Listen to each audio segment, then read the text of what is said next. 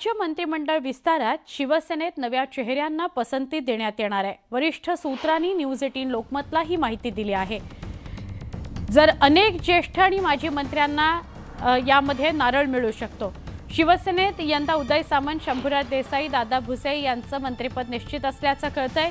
तर नव्या चेहऱ्यांमध्ये भरत गोगावले, संजय शिरसाट, प्रताप सरनाईक, अर्जुन खोतकर, भावना गवळी तसंच मंगेश कुडाळकर आणि प्रकाश आंबेडकर यांना मंत्रिपद मिळू शकतं अशी सूत्रांची माहिती आहे। गुलाबराव पाटील आणि तानाजी सावंत यांचं मंत्रिपद धोक्यात असण्याची शक्यता आहे। दुसरीकडे अब्दुल सत्तार, संजय राठोड, दीपक केसरकर यांना डच्चू मिळणार असल्याचं बोललं जात आहे। त्यामुळे आता शिवसेनेत नक्की कोणाला मंत्रिपद मिळणार याकडे अवघ्या राज्याचं लक्ष आहे।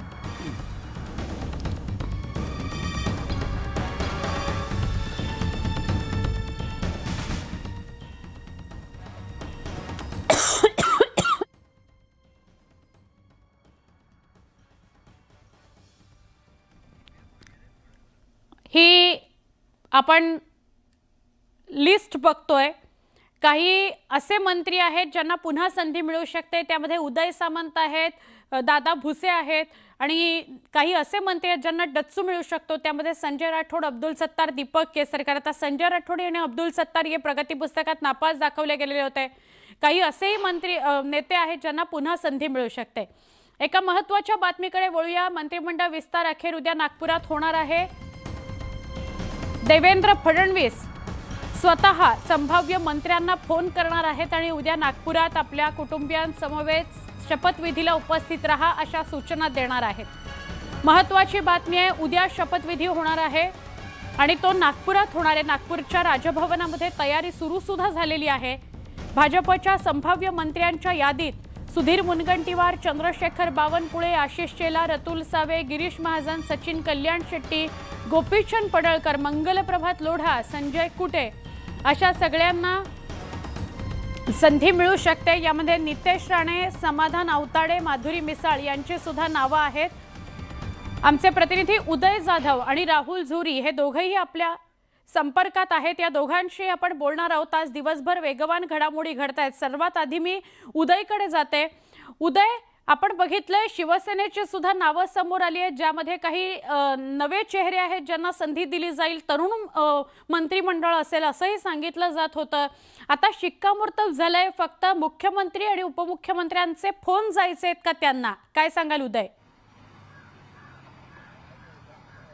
अगदी बरोबर आहे सुवर्णा। राज्य मंत्रिमंडळ विस्ताराला अवघे 24 तासांचा अवधी उरलेला आहे। उद्या दुपारी 3च्या सुमारास नागपूर, महाराष्ट्राची उपराजधानी येथील राजभवनाच्या प्रांगणामध्ये हा शपथविधी सोहळा पार पडणार असल्याचं सांगितलं जात आहे। आणि जे संभाव्य मंत्री उद्या शपथ घेणार आहेत त्यांना स्वतः मुख्यमंत्री देवेंद्र फडणवीस हे सर्वांना फोन करून शपथ घेण्यासाठी निमंत्रित करणार आहेत। त्याचबरोबर उपमुख्यमंत्री एकनाथ शिंदे हे शिवसेनेच्या मंत्र्यांना देखील फोन करणार आहेत। त्याचबरोबर उपमुख्यमंत्री अजित पवार हे राष्ट्रवादी काँग्रेसमधल्या त्यांच्या मंत्र्यांना देखील फोन करणार असल्याची माहिती मिळते। मात्र या मंत्रिमंडळ विस्तारामध्ये कोण मंत्री शपथ घेणार याबद्दल अजूनही उत्सुकता जी आहे ती प्रचंड ताणलेली आहे। केंद्रीय मंत्रिमंडळ म्हणजे आपण पाहतो की केंद्रीय जे नेतृत्व आहे एनडीएचं त्यांनी एक प्रकारे एक चाळण जी आहे ती लावलेली आहे की स्वच्छ प्रतिमेचे आणि ज्यांच्यावरती भ्रष्टाचाराचे आरोप नाहीयेत अशा मंत्र्यांना, अशा माजी मंत्र्यांना पुन्हा मंत्रिमंडळात स्थान द्यावं असं सांगण्यात आलेलं आहे। त्याचबरोबर नवीन चेहऱ्यांना सर्वाधिक संधी मिळावी असं देखील सांगण्यात आलेलं। अशा सूचक सूचना ज्या आहेत त्या देखील देण्यात आलेल्या। त्यानुसार महायुतीच्या तिन्ही नेत्यांनी आपापल्या पक्षांमध्ये तसं एकूण एक बदल जे आहेत ते खूप मोठे घडून आणलेले आहेत। शिवसेनेच्या संदर्भात बोलायचं झालं तर शिवसेनेमध्ये देखील शिवसेनेचे मुख्य नेते आणि त्याचबरोबर उपमुख्यमंत्री एकनाथ शिंदे यांनी खूप मोठा बदल जो आहे तो घडून आणल्याचं माहिती वरिष्ठ सूत्रांनी दिलेली आहे। जी सूत्रांकडून माहिती मिळते त्यामध्ये ज्यांचं मंत्रिपद जे आहे ते नक्की आहे असं समजलं जातं। त्यापैकी उदय सामंत आहे, शंभूराज देसाई, दादा भुसे हे माजी मंत्री, ज्येष्ठ नेते, त्यांचं मंत्रिपद जे आहे ते जवळपास नक्की असल्याचं समजलं जातं। त्याचबरोबर काठावर असलेले मंत्री म्हणजे आमचे प्रतिनिधी उदय आणि राहुल झुरी हे दोघेही आपल्या संपर्कात होते। उदयशी आपण सविस्तर बोलूया। उदय आपल्या बरोबर असतीलच आणि राहुल झुरी यांच्याकडे आता मी जाते। राहुल, आपण बघितलं तर राज्य मंत्रिमंडळ विस्ताराआधी देवेंद्र फडणवीस यांच्या सागरवर हालचालींना वेग आलाय आणि आज दुपारनंतर देवेंद्र फडणवीस संभाव्य मंत्र्यांना फोन करतील उद्याच्या निमंत्रणासाठी शपथविधीच्या असंही कळतंय। काय सांगाल? अगदी बरोबर आहे सुवर्णा। अगदी काही तासच या संपूर्ण सोहळ्याला उरलेले आहेत। एकंदरीत ज्या पद्धतीनं मुख्यमंत्र्यांकडून फोन जातीलच, मात्र आपापल्या मंत्रिपदासाठी किंवा आपापली ताकद लावण्यासाठी शेवटचा प्रयत्न, शेवटची संधी, शेवटचं आपलं मत सांगण्यासाठी मुख्यमंत्री देवेंद्र फडणवीस यांच्या बंगल्यावर मात्र अनेक नेत्यांचा राबता जो आहे तो वारंवार होताना दिसतोय। आपण बघतोय की अनेक नवीन चेहरे या मंत्रिमंडळात येणार असल्याची दाट शक्यता वारंवार न्यूज 18 लोकमतनं बोलून दाखवली आहे आणि तशाच पद्धतीनं सूत्र देखील हलतायत। अनेक ज्येष्ठांना बाजूला सारत नवीन चेहऱ्यांना संधी द्या। वारंवार ज्या पद्धतीने आपण बघतोय की येत्या काळातली काही आव्हानं ओळखता, काही अनुभवी चेहरे वगळता नवीन चेहऱ्यांना संधी देत त्यांना पुढच्या गोष्टींसाठी तयार करणं, यासाठी भाजप प्रयत्नशील आहे। अर्थात केंद्रीय भाजपनीच याबद्दलचा जो मेसेज आहे हा तीनही पक्षांना दिला आणि त्यामुळे तीनही पक्षांची मुख्य यादी दिल्लीत पोहोचली आहे। पंतप्रधान नरेंद्र मोदी, अमित शहा याचा अंतिम शिक्कामोर्तब जे आहे ते परत आल्यानंतर तात्काळ फोन, आपापल्या फोनकडे प्रत्येकाचं लक्ष असेल। जो इच्छुक आहे, जो तयारीत आहे, तर प्रत्येकाला असं वाटतंय की आज आपल्याला फोन यायला हवा आणि म्हणून प्रत्येक जण आपापली बाजू मांडण्यासाठी देवेंद्र फडणवीस यांच्या भेटीला पोहोचतोय।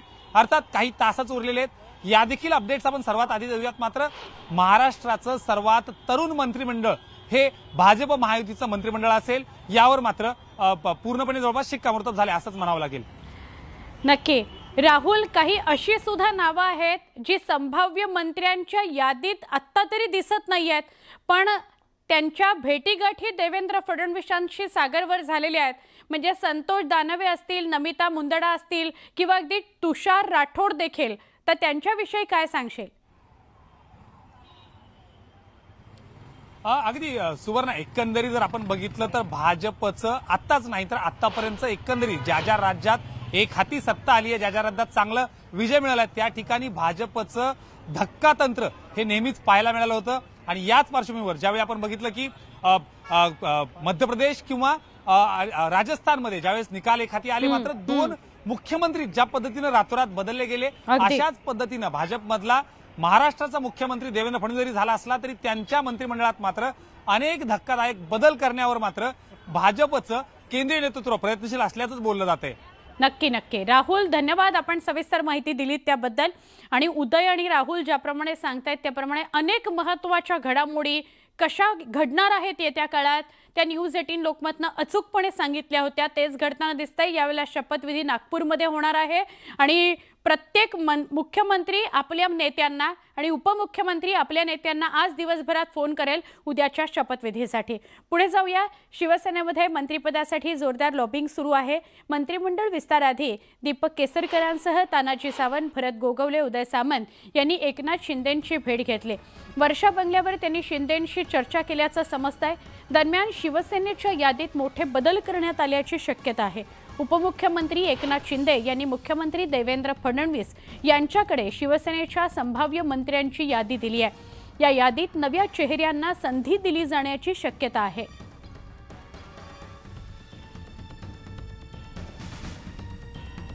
उपमुख्यमंत्री एकनाथ शिंदे यांनी मुख्यमंत्री देवेंद्र फडणवीसांकडे शिवसेना मंत्र्यांची यादी पाठवली।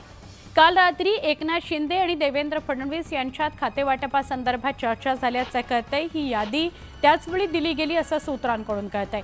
एकनाथ शिंदेंनी शिवसेना कोट्यातील मंत्र्यांची नावं दिल्यानंतर महायुतीची अंतिम यादी दिल्ली दरबारी पाठवण्यात आली।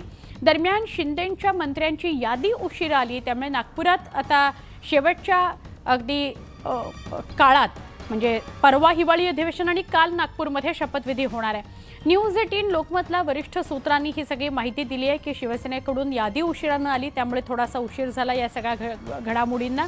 एकनाथ शिंदे हे नगरविकास आणि उद्योग खात्याकरता आग्रही आहेत असं कळतंय, तर भाजपचा उद्योग खात्यासाठी आग्रह आहे असं कळतंय। त्यामुळे आज आता दिल्लीतून यादीवर अंतिम मंजुरी मिळाल्यावर दुपारनंतर मंत्रिपदावर वर्णी लागणाऱ्या आमदारांना फोन करून त्यांच्याशी संपर्क करून त्यांना कळवलं जाईल की उद्या त्यांना शपथविधी करता यायचं आहे।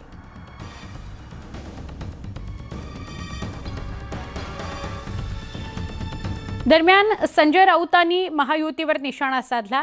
महायुतीतील पक्षांकडून एकमेकांच्या विरोधातील फाईली बाहेर काढायला सुरुवात झालेली आहे, त्यामुळे नागपूर अधिवेशनात स्फोट होईल असं वक्तव्य राऊतांनी केलंय। तर मंत्री ठरवण्यासाठी भाजपला दिल्लीत जावं लागतं, तिकडे एकनाथ शिंदेंच्या लोकांमध्ये ताळमेळ नाहीये, इकडे अजित पवार गडबडलेले आहेत, त्यामुळे मला या राज्याची चिंताच वाटतेय असं खासदार संजय राऊत म्हणाले। गृहमंत्री नाही, आरोग्यमंत्री नाही, शिक्षण मंत्री नाही, परिवहन मंत्री नाही, रस्त्यावर अपघात होत आहेत, तसलं राज्य आहे. याला काय राज्य म्हणतात का? तुम्हाला तुमचे मंत्री ठरवता येत नाहीत स्वतःचे. भाजपला दिल्लीत जावं लागतंय. एकनाथ शिंदेना त्यांच्याच लोकांमध्ये ताळमेळ नाही. अजित पवार स्वतः गडबडलेले आहेत. मला या राज्याची चिंता वाटते. बहुमत असलेलं सरकार जर राज्य चालवू शकत नसेल तर या राज्याचं काय होणार? आणि हळूहळू म्हणतोय मी, एक एक एक एक प्रकरण समोर येत जाईल. तुम्ही कोणालाही मंत्री करा, कोणाला मंत्री करायचा आहे किंवा कोणाला वगळणारा त्यांचा प्रश्न आहे. तुम्ही कोणालाही मंत्री करा, 3 पक्षाचेच लोक एकमेकाच्या विरुद्ध फायली आणून देणार आहेत आणि तशा फायली यायला सुरुवात झालेली आहे. राज्य मंत्रिमंडळाचा विस्तार रविवारी नागपूरच्या राजभवनामध्ये दुपारी होणार आहे. 16 डिसेंबरपासून विधिमंडळाचं हिवाळी अधिवेशन सुरू होत आहे. त्याच्या 1 दिवस आधी हा शपथविधी होतोय. 1991 नंतर पहिल्यांदाच नागपुरात मंत्र्यांचा शपथविधी होतोय. राजभवनाच्या हिरवळीवर रविवारी दुपारी राज्यपाल CP राधाकृष्णन नवीन मंत्र्यांना शपथ देतील, पद आणि गोपनीयतेची.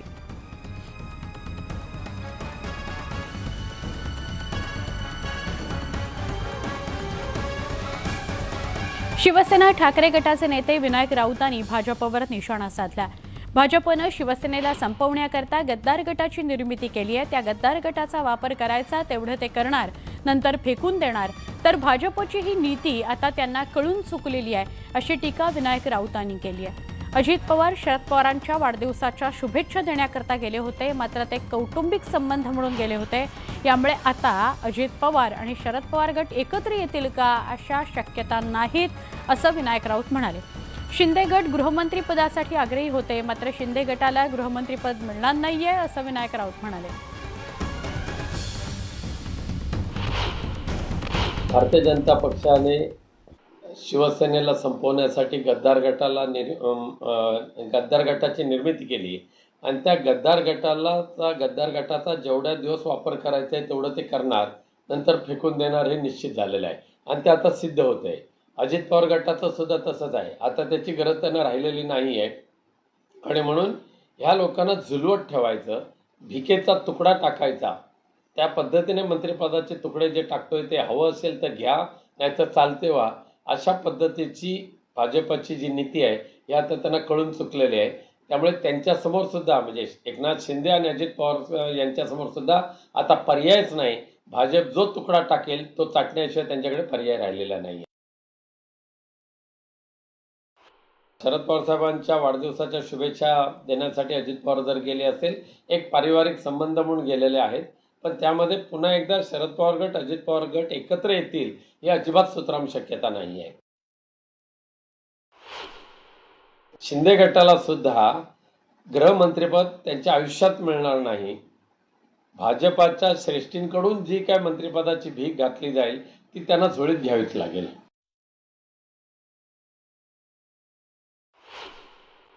आम्ही 100% तयार आहोतच. मुंबई महापालिका ज्या पद्धतीने वर्षानुवर्ष मुंबईकरांनी उद्धव साहेबांवर आणि बाळासाहेबांवर विश्वास ठेवून जी त्यांच्या हाती सोपवलेली आहे ती मुंबईत सुरक्षित आणि सुदृढ ठेवण्याचं काम केलेलं आहे.